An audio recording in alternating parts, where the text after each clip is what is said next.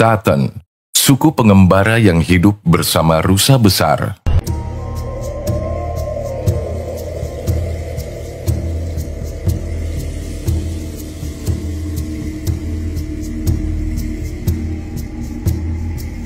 Berjibaku di tengah kerasnya alam, potret kehidupan suku ini adalah gambaran unik dan langka tentang bagaimana hubungan manusia dan hewan dapat terjalin dengan baik.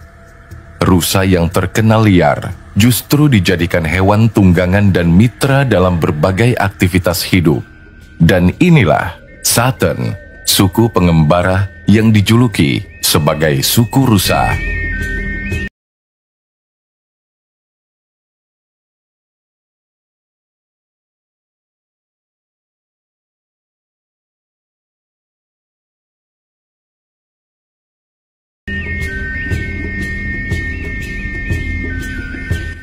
Suku Satan, juga dikenal sebagai Dakha atau suku rusa, adalah kelompok etnis nomaden yang mendiami dataran tinggi Mongol. Suku Satan tinggal di dataran tinggi Mongolia Utara, terutama di wilayah Kafsgol.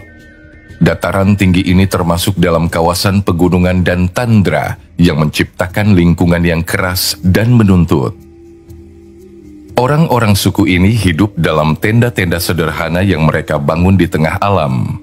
Suku Satan selalu berpindah-pindah, memilih tempat-tempat di mana mereka dapat memenuhi kebutuhan hidup tradisional mereka, terutama dalam hal berburu dan mengembala rusa kutub yang menjadi ciri khas gaya hidup nomaden mereka. Terkenal karena gaya hidup unik mereka yang sangat terkait dengan rusa, suku ini telah mempertahankan tradisi nomaden mereka selama berabad-abad. Ketergantungan mereka pada rusa inilah yang menjadi ciri khas yang membedakan suku Satan dari kelompok etnis lain di Mongolia.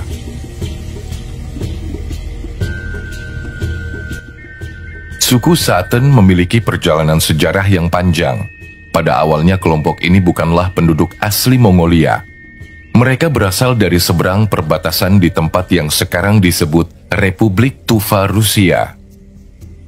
Ketika Mongolia memperoleh kemerdekaannya dari Tiongkok, saat itu para penggembala rusa bisa melintasi perbatasan dengan bebas antara Tuva dan Mongolia. Namun, ketika Tuva diambil alih oleh Uni Soviet pada tahun 1944, perbatasan ini ditutup. Pada tahun 1944, Rusia terlibat dalam Perang Dunia Kedua. Karena kondisi yang semakin buruk, orang-orang dari suku Satan memilih hidup dan menetap di Mongolia hingga menghasilkan keturunan.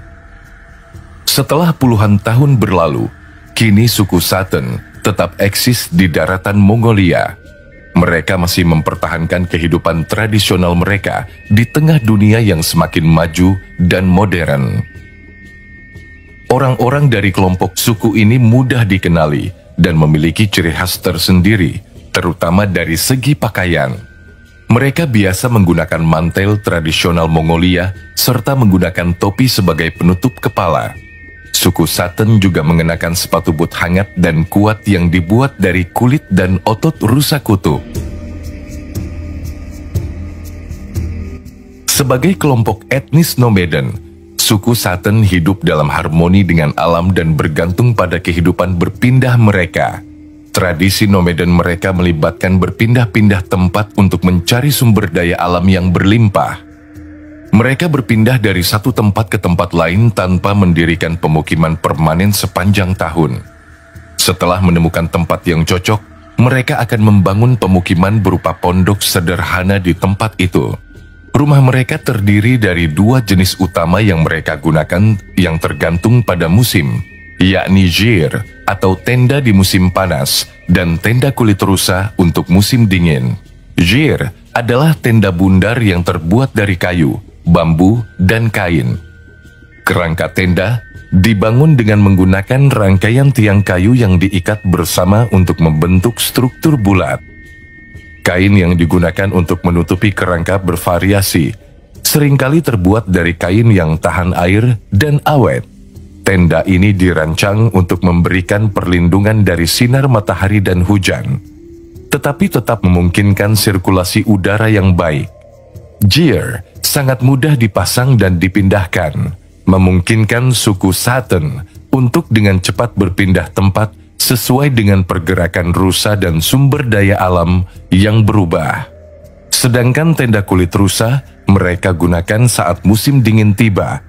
Tenda kulit rusa dibuat dari kulit rusa dengan kerangka yang biasanya terbuat dari kayu. Struktur ini lebih padat dan dirancang untuk memberikan isolasi termal yang baik di tengah musim yang dingin.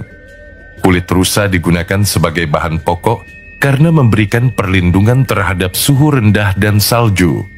Tenda ini seringkali dilapisi dengan tanah dan serat lainnya untuk menambahkan kehangatan dan ketahanan. Saat musim panas, suku Sutton pindah ke daerah padang rumput dengan ketinggian sekitar 2.300 mdpl. Sedangkan musim dingin, suku ini biasanya menetap di hutan lebat pada ketinggian 1.800 mdpl, di mana mereka dapat menghindari angin yang sangat dingin.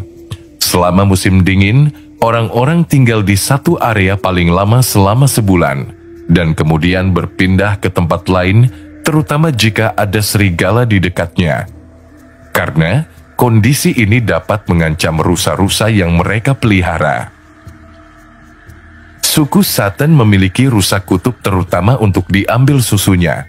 Susu rusa, yogurt rusa, dan keju rusa adalah makanan pokok suku Sutton.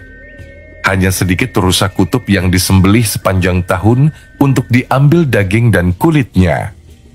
Selain itu, rusa kutub juga dijadikan sebagai sarana transportasi, karena kawasan mereka tinggal biasanya berbukit dan tertutup hutan. Rusa kutub memainkan peran penting sebagai hewan pengangkut. Mereka menggunakan rusa untuk merumput setiap hari, berburu, mengumpulkan kayu bakar, migrasi musiman, mengunjungi kerabat dan teman dan bepergian. Tongkat tipis sepanjang 1,5 meter di tangan kanan digunakan sebagai cambuk untuk mengarahkan rusa. Suku Sutton mulai melatih rusa kutub untuk ditunggangi ketika rusa kutub telah berumur 2 tahun atau yang biasa mereka sebut dengan donger. Orang dewasa biasanya terlalu berat untuk rusa muda ini. Jadi biasanya tugas anak-anak adalah melatih donger. Orang dewasa mengendarai hudei atau rusa kutub berumur 3 tahun atau yang lebih tua. Pelatihan khusus tidak diperlukan untuk melatih rusa kutub sebagai hewan pengangkut barang. Rusa kutub jantan biasanya membawa beban dengan berat sekitar 40 kg, sedangkan rusa betina membawa beban hingga 30 kg. Kulit rusa digunakan untuk membuat mantel di musim dingin, tas, tikar, dan sepatu mereka juga yang terbuat dari kulit. Bahan pembuatan sepatu diambil dari kulit tulang kering rusa. Selain itu, suku Sutton juga memanfaatkan tanduk rusa untuk pengobatan.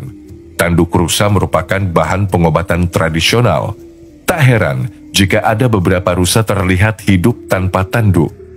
Kedua kaki depan rusa diikat pada salah satu kaki belakangnya untuk membuat hewan tersebut terjatuh. Suku ini lalu memotong tanduk rusa dengan gergaji kecil. Kehidupan suku Sutton dipenuhi dengan tradisi dan kepercayaan yang unik. Mereka memiliki kepercayaan spiritual animis, dengan keyakinan bahwa alam memiliki roh dan kekuatan. Ritual-ritual seperti penangkapan dan penjagaan rusa serta perayaan musim panas dan musim dingin menjadi bagian integral dari kehidupan mereka. Singkatnya, suku Sutton merupakan gambaran langka tentang kehidupan dan hubungan antara manusia dan rusa. Meskipun berasal dari luar Mongolia, suku ini berhasil mempertahankan tradisi nomaden mereka. Saat ini, mereka tetap eksis dengan pemeliharaan rusa sebagai sumber susu, daging, dan transportasi. Kehidupan suku ini juga diwarnai oleh tradisi dan kepercayaan spiritual animis, menciptakan hubungan harmonis antara manusia dan hewan dalam alam yang keras.